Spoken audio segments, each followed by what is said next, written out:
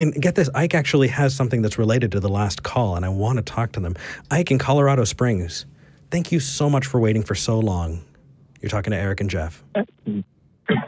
No problem, guys. It's a pleasure. Thank you, gentlemen. You're welcome. Yeah. So I wanted to call and talk about morality in general, particularly secular morality, and address objective morality. I'm of the opinion that okay. Hello? Where'd you go? Hey, can you hear me? Yeah. I'm excited. Help us. Okay. What do you got, man? Yeah. So objective morality, the closest thing I can come up with is genetic altruism. Okay. I have seen moral systems all over the world. I saw in Afghanistan that people thought it was more moral to have sex with a 12-year-old boy against his will because he wasn't a woman and he wasn't yet a man, and the Quran says it's a sin to sleep with a man. So 12-year-old boy, not a man, not a woman, that West is fine. And I mean, that was their cultural morality, and it's sickening and disgusting to me. But at the time, I couldn't do anything about it. These guys were our allies. All we could do is not facilitate it on our bases. And, you know, it made me question morality in general. And becoming more secular in life, I identify as painfully agnostic. I'm not in one camp or the other. I'm trying to figure things out. And when it comes to that, I'm also very much, I would say, pathologically individualist, to the point that it's caused a lot of problems. Contrarian. So it's no surprise I fall in the libertarian camp. But get out of my head. I was about to say yeah. But you're not one of the like gold fringe on the flag libertarians, are you? No, okay. Good Lord. I don't want to do away with everything that makes the first world magnificent. Okay, good. And, you know, that's where my libertarian philosophy comes from, expanding liberty to individuals. Individual sovereignty, not sovereign citizens. Those guys are nut jobs. But it comes to trespassing against another's individual rights. We say in the Constitution a God-given right, and a lot of those, what they meant by that was an innate right. We had a huge argument.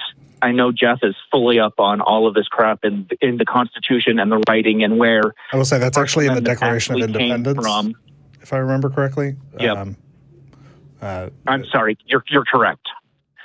But we put that in there because a lot of our leaders were deist or openly atheist, but they had to accommodate. It was practical, reasoned rational self-interest, reasoned selfishness that helps the society because the society helps you. So what we need to do with that morality is look at each individual person and say, just because I have X beliefs doesn't mean you as a person should be held to Y constrictions. Your rights are your rights. We have individual rights that are enumerated in our Constitution and in many other constitutions all over the world. We need to be respectful of the individual. We don't need a God to tell us that if it's rude, if it's disrespectful, it's not okay. Just don't do it. You have a right to be rude and disrespectful, but society is going to kick you in the butt by shunning you, ignoring you, whatever.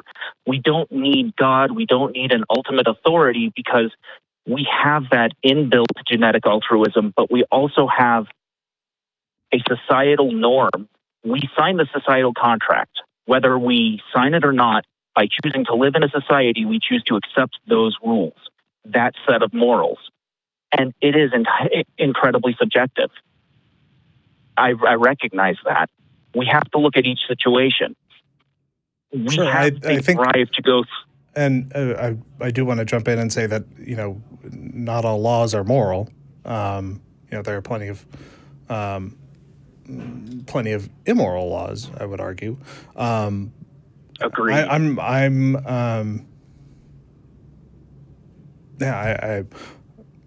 waiting to see where you go with this line of thinking. Yeah, you've built up a really good stage. I guess we're waiting for a punchline. Okay. Punchline. If I wouldn't want it done to me, and not necessarily, it shouldn't be done to others. Okay.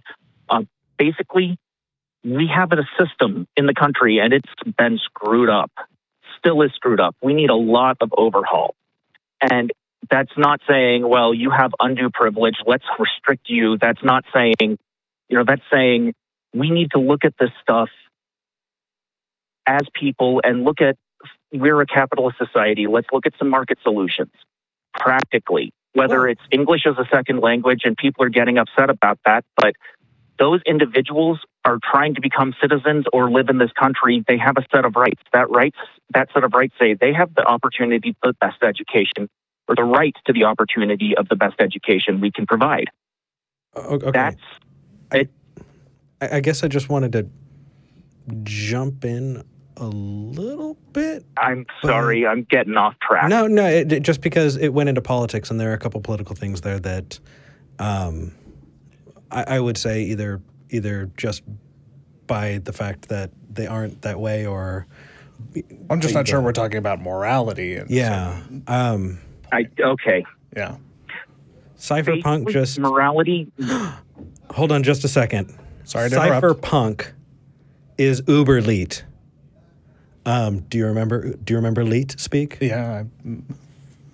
Cypherpunk just donated $133.70. He is 1337 elite.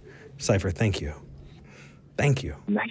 I know, right? He even added the extra zero, so it wasn't just $13.37. I love it. I love it. Okay, go on. I'm sorry. Yeah. Okay. We don't need to look to the future to see what is right and what is wrong. If we treat each person as a person, individual, irrespective of any of the outside crap, we bleed the same red. We need to look from that basis up, treat that person the way you want to be treated, and encourage that through respectful interactions, like you've been fostering. I believe this. Well, I disagree. You need to consider this. But not just in conversation. In general, morality is not just what you do to another person. It's how you behave in general. When you close the car door and turn into a jerk on the road, but you're a nice person in person, that's not very moral. Sure. Morality is encompassing. I think we agree on that. I think that we could probably sit down respectfully with a beer and talk about politics for 20 hours. But as far as the golden rule and trying to treat each other with the same kind of respect that we, would want to be treated with is fantastic. I don't think it responds specifically to whether or not morality is objective or subjective or anything in that way. But I think that you outlined something that most of us would absolutely agree with, that the golden rule doesn't need a god to make it. Absolutely. Right. Yeah. And I think that there are other versions of the golden rule that are even better. And if it springs to mind, I will tell you what it is, because I heard it from to others what you would not have them. No, it was like